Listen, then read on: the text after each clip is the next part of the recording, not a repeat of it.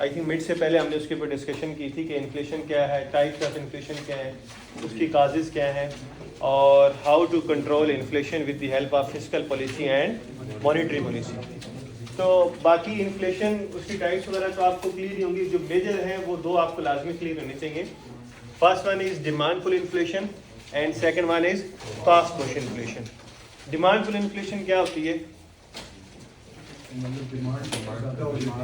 Demand के increase करने की वजह से डिमांड फोर्स कर रही है, वो प्राइसेस को इंक्रीज कर रही है। Second one is cost push inflation. Cost push inflation में क्या है कि when cost of production increases, raw material की प्राइस इंक्रीज हो रही है, इलेक्ट्रिसिटी की प्राइसेस इंक्रीज हो गई हैं, तो ये सारी चीज़ें फोर्स कर रही होती हैं प्राइसेस को कि अब आप प्राइसेस इंक्रीज करते हैं।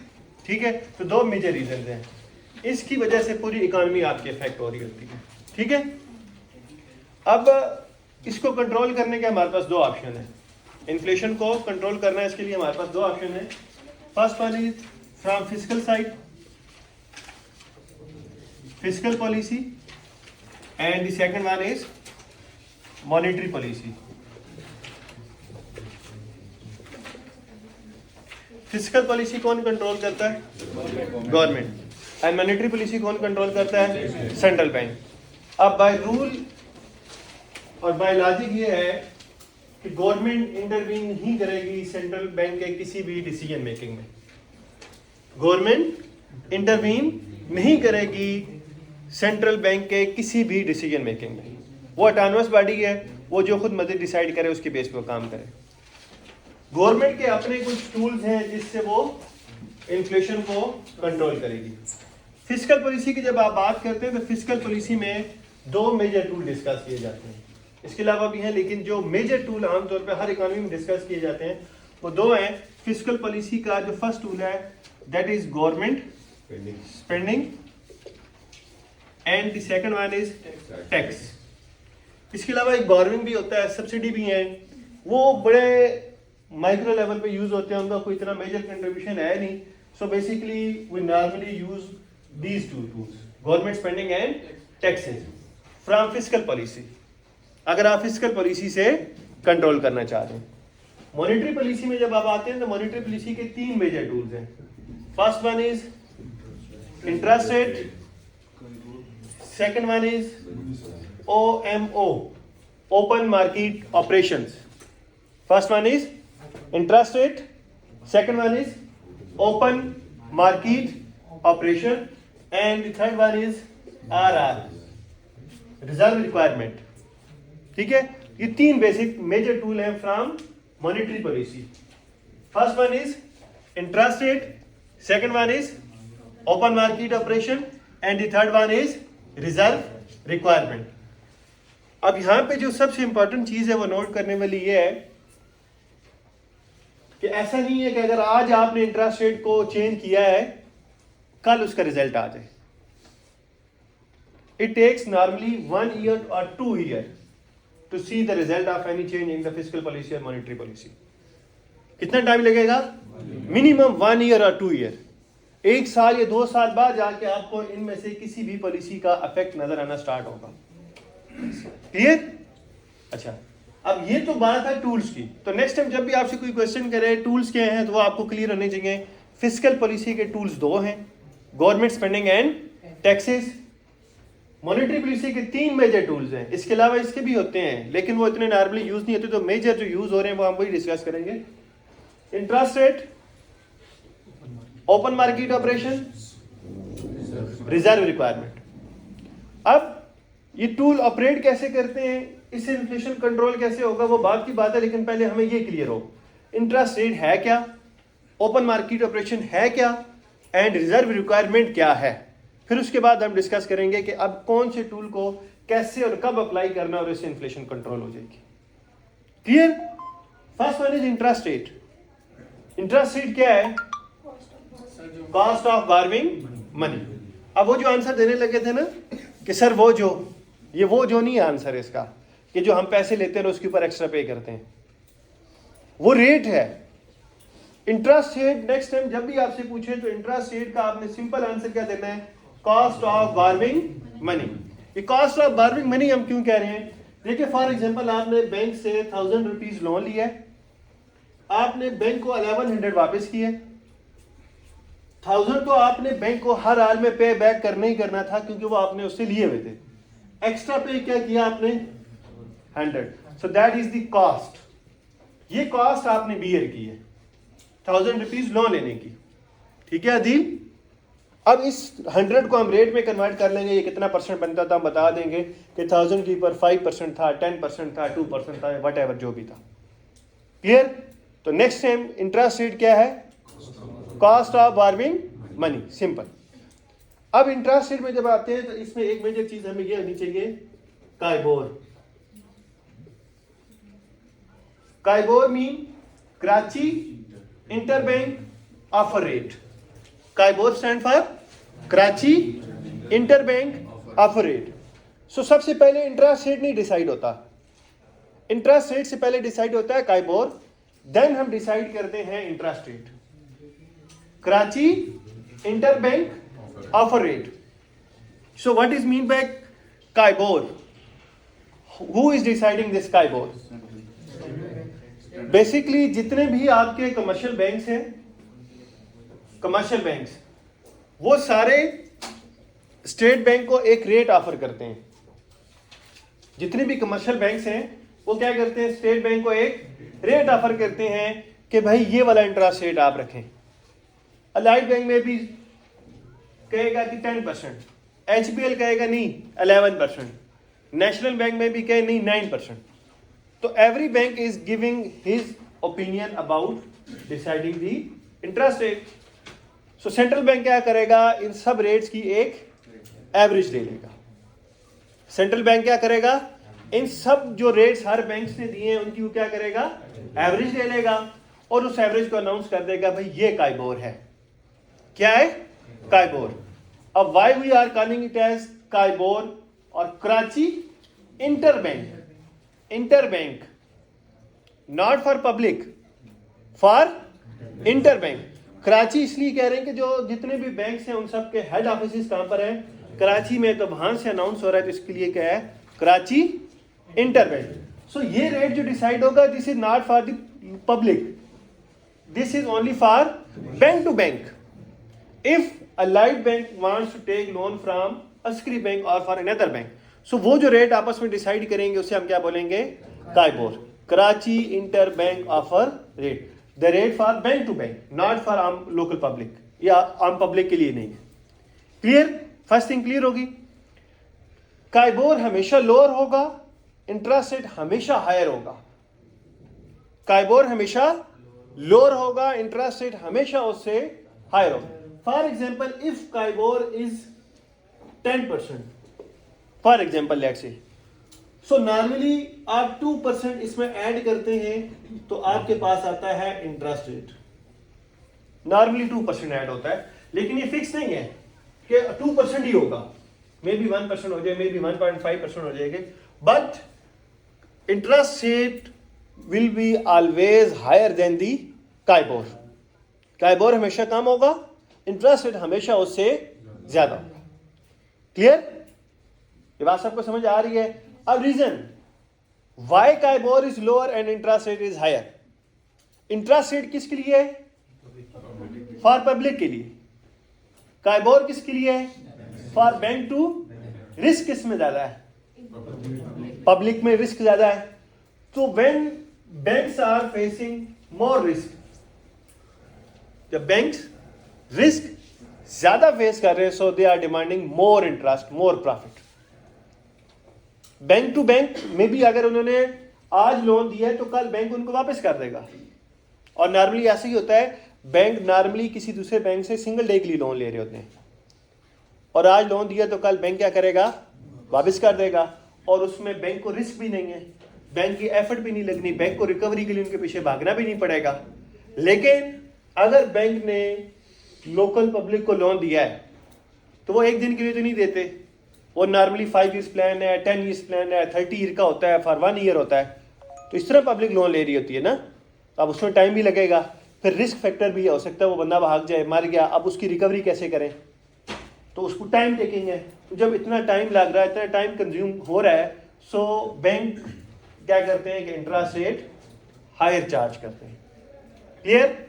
सो दो बातें यहाँ पे आपको अंडरस्टैंड होनी चाहिए। First one is KIBOR and second one is interest rate. ये पहली बात। इन दोनों में डिफरेंस क्या है? KIBOR is for bank to bank and KIBOR means Karachi interbank offer rate. Decide कैसे होता है? जितने भी बैंक्स हैं वो सेंट्रल बैंक को हर एक अपना बताता है कि ये इंटरेस्ट रेट होना चाहिए। सेंट्रल बैंक सब की क्या करता है? एवरेज लेके अनाउंस कर देता है कि ये आपका काइबोर होगा। Second one is interest rate क्या है? इट इज फॉर पब्लिक, और काइबोर हमेशा लोअर होगा, इंटरेस्ट रेट हायर होगा। जी सर, मेरा ये सवाल है कि क्या नाम है, आपने भी कहा कि हायर इस वजह से होता है जो आपने रीजन बताया, रिस्क। इसके अलावा और मल्टीपल फैक्टर हो सकते हैं, लेकिन risk is one of the major factors. जो मेजर फैक्टर है वो रिस्क है। जी मेजर फैक्टर ये नहीं हो सकता कि बैंक भी तो कुछ खरीदेगी ना, वहाँ से लोन ले रही 10 का 10 में बेच रही है किसी को, तो उसको वो क्या कमाएगी? कौन सी बैंक? किसी अगर अलाइड बैंक HBL से 10% में उठा रही है काइबोर पे और आगे पब्लिक को भी 10% पे ही दे रही है लोन। नहीं, कभी भी ऐसा नहीं होता कि जिस रेट पे उसने किसी दूसरे से लिया उसी रेट पे दे। हम भी तो बैंक को लोन दे रहे होते हैं। हमारा जितना पैसा बैंक में पड़ा हुआ है वो सारा क्या है? बैंक के लिए लोन है। अगर बैंक मुझे भी 10% दे और मेरा लोन लेके आपको लोन दे रही है, बैंक यही कर रहा है ना, किसी का पैसा किसी दूसरे को लोन दे रहा है और उससे अर्निंग कर रहा है। तो ऐसा नहीं कि मुझे 10% दे रहा है तो वो आप मुझे उस दूसरे बंदे को भी 10%। अगर अलाइड बैंक कमर्शियल बैंक से लोन ले रहा है तो इसका मतलब ये, अगर वहां से उनको 10% वापस करना है तो अलाइड बैंक को पैसे किसी और बंदे को क्या करेगा? लोन दे रहा होगा, तो 10% से हायर में देगा। तो सर यही मेजर हुआ ना? नहीं, मेजर रिस्क है। अच्छा, रिस्क देखें, जो बैंक टू बैंक है वो उनके रिलेशनशिप्स होते हैं। समटाइम ऐसा होता है कि एक बैंक ने किसी दूसरे बैंक को, कस्टमर आ गया, उसकी पेमेंट करनी थी, अब उसके पास कैश फॉर्म में पैसे नहीं है, तो क्या करेगा? किसी दूसरे बैंक से लोन ले लेगा फॉर 1 डे। ठीक है, इंटरेस्ट रेट क्लियर हो गया। सेकंड टूल क्या है? Open market operation. Open market operation means buying and selling of government securities. Open market operation Najeeb क्या होता है? Buying and selling of government securities. Buying and selling of government securities. अब इसमें जो हमारे यहाँ पाकिस्तान में मेजर सिक्योरिटी यूज होती है दैट इज बॉन्ड या टी बिल्स। दो हम गवर्नमेंट सिक्योरिटी को उसको सेल करते हैं, टी बिल्स एंड बॉन्ड्स। ठीक है, ये यूज होते हैं as a open market operation और गवर्नमेंट सिक्योरिटीज। सो दो मैंने नाम लिए नजीब, कौन कौन से? Treasury bills, T bill, treasury bills and bond. So the question is why we are calling it as government security?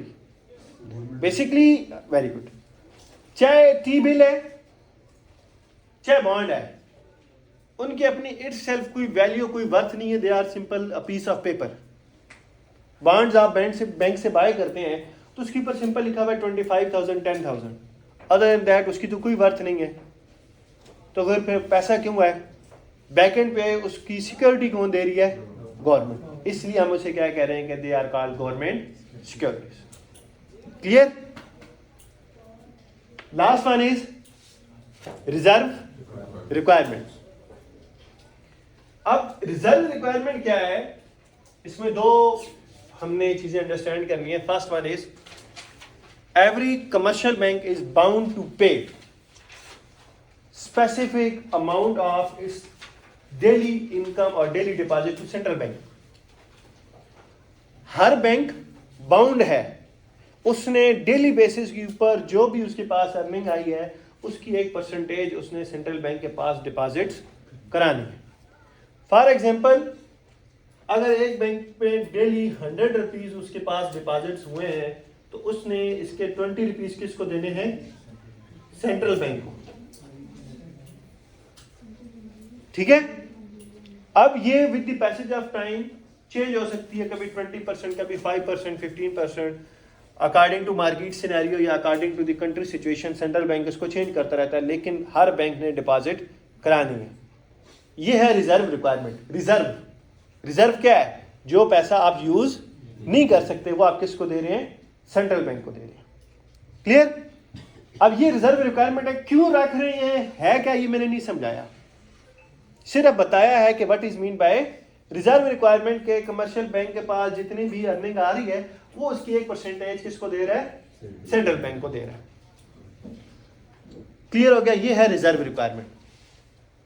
अब ये पैसे वो जो सेंट्रल बैंक को दे रहा है, इसके ऊपर इसको किसी किस्म का कोई इंटरेस्ट नहीं मिलता।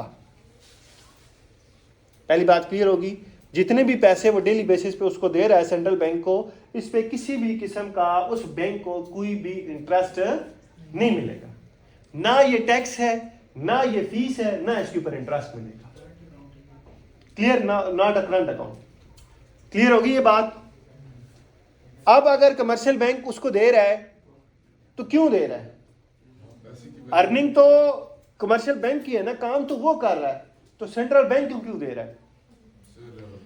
इसलिए कि अगर ये 20% सेंट्रल बैंक अपने पास ना रखे तो कमर्शियल बैंक्स क्या करेंगे?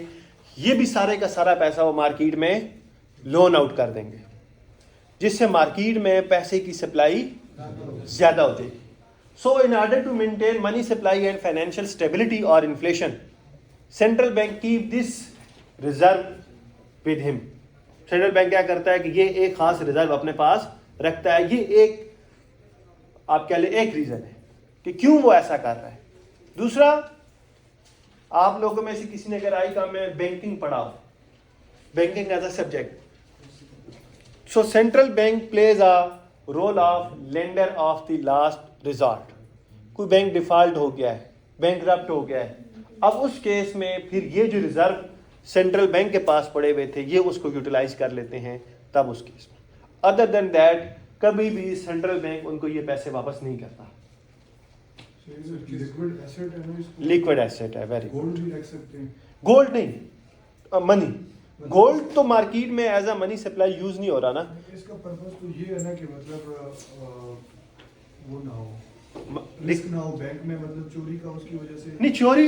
चोरी एक रीजन है। चोरी एक रीजन है। हम तो ये चाह रहे हैं कि सेंट्रल बैंक ऐसा इसलिए कर रहा है कि अगर आप सारे का सारा पैसा मार्केट में फ्लोट कर देंगे, इन्फ्लेशन आ जाएगा, मनी सप्लाई बढ़ जाएगी। दूसरा, अगर आपने सारे का सारा पैसा मार्केट में फ्लोट कर दिया तो किसी भी टाइम पे कस्टमर आपको कहता है मेरा पैसा वापस करें, तो आप उसके पैसे कहाँ से वापस करेंगे? आपने तो सारा फ्लोट कर दिया। तो इसलिए सेंट्रल बैंक कहता है नहीं, कुछ रिजर्व आप रखें। किसी टाइम के ऊपर बैंक करप्ट हो जाता है, वो सारे पैसे लोन आउट करता है, बैड डेट्स में चले जाते हैं, तो अब उस केस में फिर क्या करेंगे? तो एक ही लास्ट ऑप्शन होनी चाहिए हर कमर्शियल बैंक के पास कि वो जो रिजर्व उसने सेंट्रल बैंक के पास रखाए हुए थे फिर उनको वो क्या करेगा? यूटिलाइज कर लेगा। तो एक ये है रिजर्व रिक्वायरमेंट जो कमर्शियल बैंक ने किसके पास रखानी है। एक और रिजर्व रिक्वायरमेंट भी यूज होती है, वो क्या है कि ये जो 100 रुपीज आए थे इसमें से 20 तो उसने किसको दे दिए? ये तो चले गए। रिमेनिंग कितने रह गए हैं? 80 रुपीज रह गए। अब ये 80 के 80 भी वो मार्केट में लोन आउट नहीं कर सकता। समटाइम सेंट्रल बैंक इसके ऊपर भी रिस्ट्रिक्शन लगा देता है कि ये जो पैसे अब आपके पास है ना, ये भी सारे के सारे आपने नहीं मार्केट में फ्लोट कर देने, इसमें से भी कुछ परसेंटेज आपके पास बैंक में एट ए टाइम होनी चाहिए। 80 के 80 नहीं, 80 में से में भी आप 70 कर दें, 10% स्टिल आपके पास होना चाहिए। क्लियर? तो दो तरह की रिजर्व रिक्वायरमेंट है। फर्स्ट वन इज एक वो पैसे जो कमर्शियल बैंक ने किसको दे देने हैं? सेंट्रल बैंक को। और दूसरे वो जो उसके पास अपने रह गए हैं, उसमें से भी सारे के सारे पैसे आपने लोन आउट नहीं करने, जो आपके पास डिपॉजिट्स हैं उसकी कुछ परसेंटेज आपने अपने पास रखनी है। तो ये 3 टूल्स हैं मॉनेटरी पॉलिसी के। फिस्कल पॉलिसी के 2 टूल्स हैं। First one is government spending, government expenses. Government जो डेवलपमेंट प्रोजेक्ट स्टार्ट करती है, गवर्नमेंट जो सब्सिडी दे रही है, ये सारे के सारे गवर्नमेंट के किस में आ जाते हैं? एक्सपेंसेस में आ जाते हैं, गवर्नमेंट के एक्सपेंडिचर्स में आ जाते हैं। Second, tax.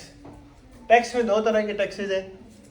First one is direct tax and the second one is indirect tax. तो उनसे गवर्नमेंट क्या कर रही होती है? इन्फ्लेशन को कंट्रोल कर रही होती है। जी सर, वो रिजर्व पे वापस आते हैं, वो जो 20% रखवाती है इंटरेस्ट बैंक को, तो डेली बेसिस पे रखवाती है। डेली बेसिस पे। तो उसके बाद वो क्या करती है? लाइक कभी लेती भी है उनसे? नहीं, ऐसा नहीं हो सकता कि कल वैसे आम किसी सिचुएशन में कमर्शियल बैंक को पैसे जरूरत पड़ी और सेंट्रल बैंक को कहे मुझे वापस करे, कभी भी नहीं। वो पैसे होते तो उसी के हैं ना? होते उसी के हैं, होते उसी के हैं। कोई इंटरेस्ट भी नहीं मिलता, कोई फीस नहीं है, ये ना एज अ टैक्स ट्रीट होता है। बिल्कुल जब बैंक के पास कोई और ऑप्शन नहीं रह जाएगी तो उस टाइम पे लास्ट ऑप्शन ये है कि सेंट्रल बैंक उनको सपोर्ट कर देगा, ठीक है आप अपना काम। क्लियर? तो अब हम इनमें से एक एक टूल को वन बाय वन डिस्कस करेंगे कि इन्फ्लेशन को कैसे कंट्रोल कर सकते हैं with the help of interest rate, open market operation and reserve requirement. So first one हम स्टार्ट करते हैं इंटरेस्ट रेट से कि मार्केट में इंटरेस्ट रेट से कैसे हम इन्फ्लेशन को कंट्रोल करेंगे। सो कीप इन माइंड हमने क्वांटिटी थ्योरी ऑफ मनी पढ़ा था, QTM quantity theory of money. किसी को याद है शीज क्या थी quantity theory of money? Interest rate बढ़ेगा तो नहीं, नॉट इंटरेस्ट रेट, नहीं ये quantity theory of money. Shahid quantity theory of money states that there is a direct relationship between money supply and prices, कि अगर मनी सप्लाई बढ़ेगी तो prices बढ़ेंगी, इन्फ्लेशन आएगा। तो मार्केट में इन्फ्लेशन आया हुआ किसकी वजह से है? मनी सप्लाई के ज्यादा होने की वजह से प्राइसेस क्या हो गई हैं? ज्यादा हो गई हैं। अब ये रीजन है, देखिए आप डॉक्टर के पास जाते हैं ना, डॉक्टर आपको मेडिसिन सिर्फ उसी केस में देता है जब तक वो ये आइडेंटिफाई करना ले कि ये इशू किस वजह से। इशू आइडेंटिफाई हो जाए ना तो फिर उसका सोल्यूशन भी हम फाइंड आउट कर सकते हैं। बट अनटिल और अनलेस जब तक सोल्यूशन का नहीं, रीजन का नहीं पता, उस काज का नहीं पता, तो हम उसका कोई भी सोल्यूशन प्रोवाइड नहीं कर सकते। तो अभी हमें रीजन पता है कि रीजन क्या है इन्फ्लेशन का, कि कंट्री में इन्फ्लेशन आई भी क्यों है। बैकएंड पे उसकी चीज है क्या चीज? कि मार्केट में मनी सप्लाई बहुत ज्यादा है। सो अब हमारा टारगेट क्या है कि हम लोगों ने कुछ भी करके मनी सप्लाई को कम करना है। मनी सप्लाई को कम करेंगे तो प्राइसेस कम हो जाएंगी, तो इन्फ्लेशन कंट्रोल हो जाएगा। सो टूल हम कौन सा यूज कर रहे हैं? So in this case, in order to control inflation, central bank increases the interest rate. वो क्या करेगा? इंटरेस्ट रेट को बढ़ाएगा, और इसे हम कहते हैं कंट्रैक्शनरी मॉनेटरी पॉलिसी। क्या बोलते हैं? Contractionary monetary policy. When central bank increases the interest rate, it is called contractionary monetary policy। दो तरह की पॉलिसी होती है, एक है कॉन्ट्रैक्शनरी मॉनेटरी पॉलिसी और दूसरी है expansionary monetary policy. So according to situation depend करता है कि कब कौन सी पॉलिसी को यूज करना है। सो इन्फ्लेशन के केस में हमेशा कौन सी पॉलिसी यूज करेंगे? Najibullah, contractionary monetary policy. Even के वहां पर भी हम जब फिस्कल पॉलिसी में जाएंगे तो वहां पर भी हमने कॉन्ट्रैक्शनरी ही यूज करनी है, ठीक है। तो जब भी इन्फ्लेशन है तो हम कौन सी पॉलिसी यूज करेंगे? Contractionary, either it is fiscal policy और मॉनेटरी पॉलिसी। सर ब्रीफ में थोड़ा बता दें रीजन के मनी सप्लाई की वजह से इन्फ्लेशन क्यों होता है? मनी सप्लाई ज्यादा होने का मतलब क्या है मोहसिन? मार्केट में हर बंदे के पास पैसा है, तो जब हर बंदे के पास पैसे हैं तो वो मार्केट से चीजें क्या कर रहा है? बाय कर रहा है। उसकी वजह से चीजों की डिमांड ज्यादा है, डिमांड ज्यादा है तो प्राइसेस बढ़ जाएंगे। ये माइक्रो इकोनॉमिक्स में रूल है, लॉ ऑफ डिमांड का, लॉ ऑफ सप्लाई का। जब भी डिमांड बढ़ेगी तो प्राइसेस बढ़ जाएंगी, simple is that. Clear? Interest rate बढ़ा, अब इससे हमने पूरा चैनल बनाना है कि एंड तक हम इन्फ्लेशन तक कैसे पहुंचेंगे। इंटरेस्ट रेट बढ़ने की वजह से कॉस्ट ऑफ द बारविंग मनी क्या हो जाएगी? बढ़ जाएगी। एग्री करते हैं सब? ये बात सबको समझ आ रही है? इंटरेस्ट रेट के बढ़ने की वजह से कॉस्ट ऑफ बारविंग मनी बढ़ जाएगी। So now people will less demand for money. लोग क्या कर देंगे? पैसे की डिमांड कम कर देंगे ना, ऐसा ही होगा। लोग पैसे की डिमांड क्या कर देंगे? क्यों? क्योंकि जहां पे पहले उन्होंने 10% वापस करना था, अब उन्हें मे बी 20% वापस करना पड़ रहा है, तो वो बैंक से लोन नहीं ले रहे। पैसे की डिमांड क्या कर दी उन्होंने? कम कर दी। तो जब लोग पैसे की डिमांड कम कर रहे हैं तो अब पैसा भी लोगों के पास कम है, तो कंजम्पशन पे क्या इफेक्ट पड़ेगा? कंजम्पशन कम हो जाएगी। जब कंजम्पशन कम हो जाएगी, मैं भी कंजम्पशन कम कर रहा हूँ, आप भी कंजम्पशन कम कर रहे हैं, तो एज आ पूरी सोसाइटी में एग्रीगेट डिमांड पे क्या इफेक्ट पड़ेगा? एग्रीगेट डिमांड कम हो जाएगी, तो इससे प्राइसेस क्या हो जाएंगी? कम हो जाएंगी। तो ये इंटरेस्ट रेट के बढ़ने की वजह से प्राइसेस क्या हो गई? कम हो गई। इधर से कोई क्वेश्चन था किसी का? मैंने कहा शायद आप कोई क्वेश्चन कुछ कहना चाह रहे थे। जी सर, सर मैं कह रहा था ये पाकिस्तान में ये पॉलिसी ज़्यादा काम तो नहीं करती। यस, देखें अभी इस पे आते हैं। ये मैंने आप लोगों को क्वेश्चन भी दिया था एज अ प्रैक्टिकल असाइनमेंट या एक्टिविटी असाइनमेंट, कि हम तो यही पढ़ते हैं कि if we increase interest rate so it will decrease the inflation. तो पाकिस्तान में तो इंटरेस्ट रेट 22% पे चला गया, इन्फ्लेशन क्यों नहीं कंट्रोल हुई थी? ठीक है जी अदील? डिमांड पुल में हाँ, तो उसके लिए पहले देखना है कि इन्फ्लेशन के बैकएंड पे रीजन क्या है, तो फिर इंटरेस्ट रेट इफेक्टिव है। अगर वो रीजन ही नहीं तो इंटरेस्ट रेट आप जितना मर्जी करते रहे वो इफेक्टिव नहीं होगा। ये पहला क्लियर हो गया। अच्छा, अब इंटरेस्ट रेट का एक और इफेक्ट भी आएगा। यहां इंटरेस्ट रेट बढ़ा, आपने पैसे की डिमांड को क्या कर दिया है? यहां पे एज अ लेंडर भी और एज अ बारवर सोचना है आपने। अब ये हमने सोचा है एज अ बारवर, हम क्या हैं? बारवर हैं। We are taking loans from banks, but हम लेंडर भी होते हैं। लेंडर कब होते हैं मोहिउद्दीन? हम बैंक को लोन दे रहे होते हैं, जो हमारे पैसे बैंक में पड़े हुए वो क्या है? लोन है ना, हमने बैंक को लोन दिया बस। सो अगर इंटरेस्ट रेट ज्यादा ऑफर हो तो हम क्या करेंगे? हम बैंक में पैसे ज्यादा डिपॉजिट कराएंगे या कम? ज्यादा डिपॉजिट कराएंगे। और पैसे ज्यादा डिपॉजिट हम कब करा सकते हैं? इंटरेस्ट रेट जब ज्यादा मिल रहा है, वो तो ज्यादा हुआ तब ही ना। पैसे बैंक में डिपॉजिट कराने के लिए हमें अपनी कंजम्पशन को कम करना पड़ेगा। हमें अपनी कंजम्पशन को कम करेंगे तभी तो कुछ सेव करेंगे ना। तो उधर से भी कंजम्पशन क्या हो जाएगी? कम हो जाएगी, सेविंग। लोग डिमांड क्या करेंगे? डिमांड कम करेंगे, एग्रीगेट डिमांड भी क्या हो जाएगी? कम हो जाएगी, तो प्राइसेस कंट्रोल हो जाएंगे। जी मोहसिन? सर कंजम्पशन की जगह हम इन्वेस्टमेंट को क्यों नहीं दे रहे? Investment Yes. हम कम कर रहे हैं। देखें Consumption तो आप नहीं कर रहे। बिल्कुल। अब यहाँ पे जब भी आप एक पॉलिसी अडॉप्ट करेंगे ना, तो ऐसा इम्पॉसिबल है कि आप कहेंगे मैं इंटरेस्ट रेट बढ़ाऊँ और इससे मेरे मुल्क के सारे मसाइल हल हो जाएं। इंटरेस्ट रेट बढ़ाऊँ, इन्फ्लेशन भी कंट्रोल हो जाए, इकनॉमिक ग्रोथ भी आ जाए, अनएम्प्लॉयमेंट भी कम हो जाए, इन्वेस्टमेंट भी ठीक हो जाए। अगर एक चीज़ का पॉजिटिव इफेक्ट है तो उसका नेगेटिव भी आ रहा होगा। यहाँ इंटरेस्ट रेट के बढ़ने की वजह से नेगेटिव इफेक्ट क्या आएगा? इन्वेस्टमेंट कम हो जाएगी। ये इसका नेगेटिव इफेक्ट है, इसलिए हम उसको यहाँ डिस्कस ही नहीं कर रहे। हम पॉजिटिव ऑब्जेक्टिव अचीव करना चाह रहे थे, हम वहाँ गए हैं। अब अगेन जब इन्वेस्टमेंट कम होगी तो इसके कुछ नेगेटिव कॉन्सिक्वेंसेज हमें फेस करना पड़ेंगे, तो इसलिए हम वो डिस्कस ही नहीं कर रहे।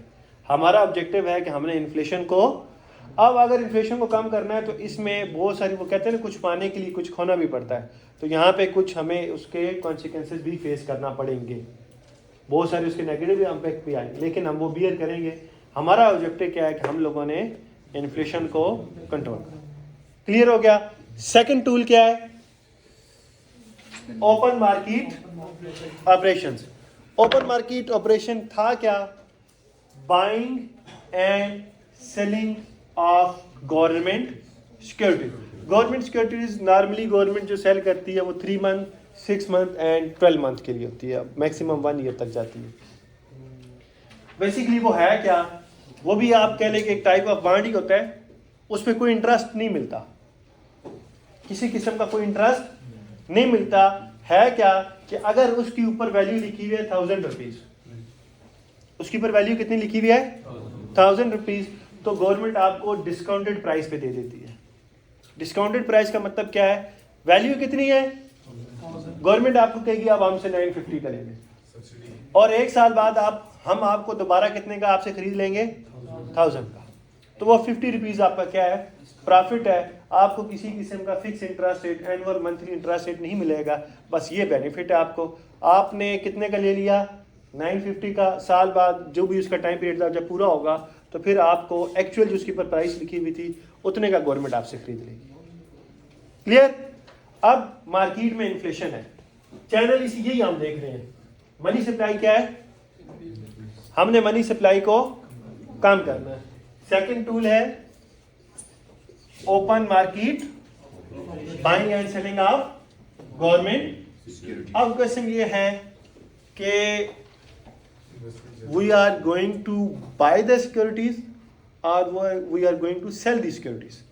हमने सिक्योरिटीज को बाय करना है या सेल करना है? बाय करेंगे तो वो ये जो पीस, ये मुझे दिखाएं एक मिनट नोटबुक, एक देखें ना, बाय कर रहे हैं, ये गवर्नमेंट सिक्योरिटी है, ये सिंपल एक पीस ऑफ पेपर है। बाय कर रहे हैं तो ये पीस ऑफ पेपर किसके पास जा रहा है? गवर्नमेंट के पास। गवर्नमेंट बाय करेगी थ्रू बैंक्स। ये बाय कर रहे हैं तो ये पीस ऑफ पेपर किसके पास जा रहा है? पैसे किसके पास जा रहे हैं? तो मनी सप्लाई ज्यादा हो रही है, हमने तो मनी सप्लाई को कम करना है। तो क्या करेगी गवर्नमेंट? सेल करेगी। गवर्नमेंट क्या करेगी? सिक्योरिटीज को सेल करेगी। तो जब वो सिक्योरिटीज को सेल करेगी तो वो पैसा मार्केट से फ्लोट होकर किसके पास चला जाएगा? बैंक के पास चला जाएगा। मार्केट से मनी सप्लाई क्या हो जाएगी? कम हो जाएगी। क्लियर? सो इसमें क्या करेगी? सिक्योरिटीज को सेल करेगी। तो जब सिक्योरिटीज को सेल करेंगे तो मार्केट से पैसे की सप्लाई क्या हो जाएगी? कम हो जाएगी। क्लियर? ये दूसरा टूल, इसमें हम क्या करेंगे? सिक्योरिटीज को सेल करेंगे। तो जब सिक्योरिटीज को सेल करेंगे तो उससे पैसा मार्केट से निकल के किसके पास आ जाएगा? बैंक के पास आ जाएगा। थर्ड टूल क्या है? रिजर्व। क्या करेंगे रिजर्व रिक्वायरमेंट में? हमने मोहसिन मनी सप्लाई को कम करना है, तो यहां सेंट्रल बैंक क्या करेगा? रिजर्व रिक्वायरमेंट को वो बढ़ाएगा। तो जब इस रिजर्व रिक्वायरमेंट को बढ़ाएगा तो कमर्शियल बैंक के पास पैसा कम हो जाएगा, तो मार्केट में पैसे की सप्लाई भी कम जाएगी। क्लियर? और इसको आप एक और एंगल से भी समझ सकते हैं। इंटरेस्ट रेट क्या है? Cost of borrowing money. एक चीज मार्केट में बहुत ज्यादा अवेलेबल है, उसकी सप्लाई बहुत ज्यादा है, उसकी प्राइस क्या होगी? कम होगी। ये बात सबको समझ आती है कि जिस चीज की मार्केट में सप्लाई बहुत ज्यादा है उसकी प्राइस क्या होगी? कम होगी। अब पैसे को भी हम एक चीज ही समझ रहे हैं, वो एक प्रोडक्ट है। अगर पैसा हर बैंक के पास पड़ा हुआ है तो इंटरेस्ट रेट क्या होगा? उसकी प्राइस क्या होगी?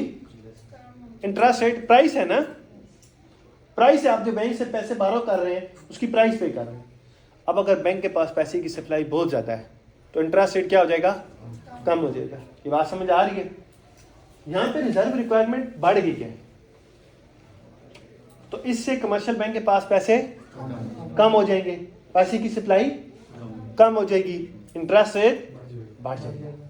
तो रिजर्व रिक्वायरमेंट के बढ़ने की वजह से इनडायरेक्टली इफेक्ट किस पे भी आएगा?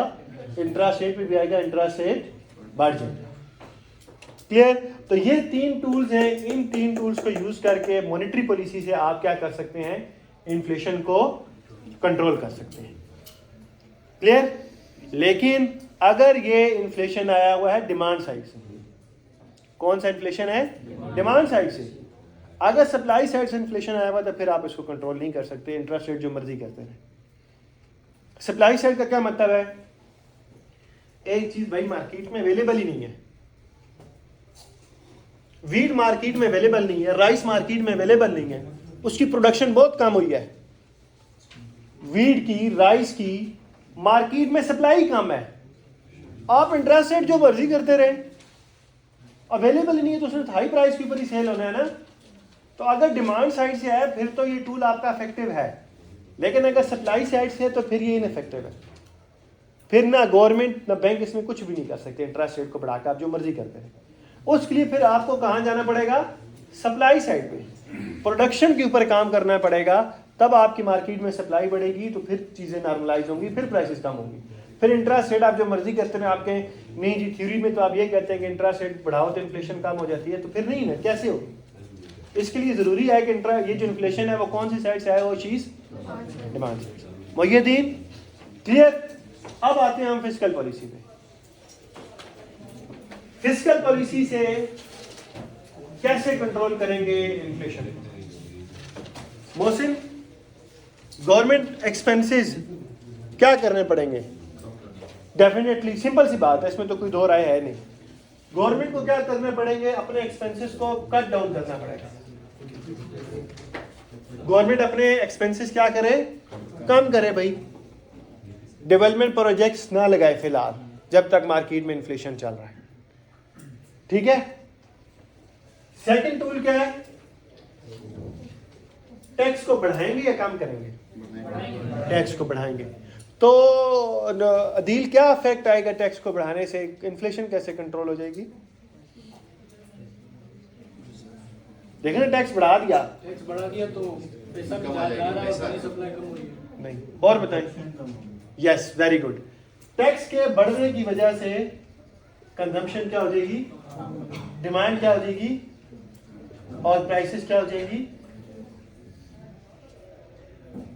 लेकिन ये शॉर्ट टर्म है।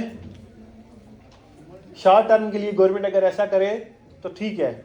अगर गवर्नमेंट इसको लॉन्ग टर्म के लिए पॉलिसी अडॉप्ट करती है तो गवर्नमेंट अपनी पब्लिक गेन लूज कर बैठेगी। शॉर्ट टर्म के लिए करे, 6 मंथ 1 ईयर के लिए करे, बट ठीक है, लेकिन उसके अल्टरनेटिव और दूसरे ऑप्शन की तरफ ही जाए। अगर उसने कंटिन्यूसली इसी को इम्प्लीमेंट करना स्टार्ट कर दिया तो पब्लिक वोटिंग गई फिर। ठीक है? तो इसलिए हम कहते हैं कि अगर किसी गवर्नमेंट ने सर्वाइव करना है फॉर लॉन्गर टाइम पीरियड, वो अगर इन्फ्लेशन को कंट्रोल कर लेना, सिर्फ इन्फ्लेशन को कंट्रोल कर ले, पब्लिक कभी भी उसके अगेंस्ट नहीं बोलेगी।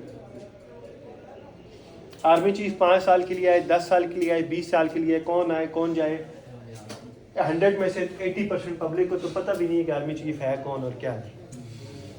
पब्लिक का मेजर इंटरेस्ट किसके साथ है? महंगाई। महंगाई क्या चल रही है? इंटरेस्ट रेट, इन्फ्लेशन कितना है? डॉलर का रेट बढ़ गया, कम हो गया, इससे भी पब्लिक को इंटरेस्ट नहीं होता, क्योंकि हमारा उससे लेने देना नहीं ना। आम पब्लिक का नो डाउट उसकी वजह से इंपोर्ट पे इफेक्ट पड़ रहा होता है, फिर कहीं ना कहीं आपकी इन्फ्लेशन भी इससे इफेक्ट होती है, लेकिन हमारा मेजर कंसर्न है क्या? इन्फ्लेशन। पब्लिक सिर्फ एक महंगाई होगी है, महंगाई होगी है। तो अगर गवर्नमेंट सिर्फ इन्फ्लेशन को कंट्रोल कर लेना तो सारी चीजें मेंटेन हो जाएगी। डिमांड क्यों कम हो रही है? ये डिमांड क्यों कम हो रही है? टैक्स बढ़ा ना, तो चीजों की प्राइसेस क्या हो जाएंगी? बढ़ गई। तो लोग जहां पहले 5 kg 100 की 10 kg या तुम परचेज कर देते हैं, अब वो अपनी कंजम्पशन को क्या कर देंगे? कम कर देंगे फॉर द टाइम बीइंग। इसमें मनी डिमांड की तो बात नहीं हो रही। नहीं, मनी डिमांड की बात नहीं। मनी डिमांड आपकी यहाँ पे आएगी। मनी डिमांड सिर्फ मॉनेटरी पॉलिसी में, मनी सप्लाई मनी डिमांड वो है मॉनेटरी पॉलिसी में, मनी से रिलेटेड है, फिस्कल पॉलिसी में नहीं आएगा। क्लियर यहाँ तक? तो ये आपके पास टूल्स हैं, फिस्कल पॉलिसी है, मॉनेटरी पॉलिसी, जिससे आप इन्फ्लेशन को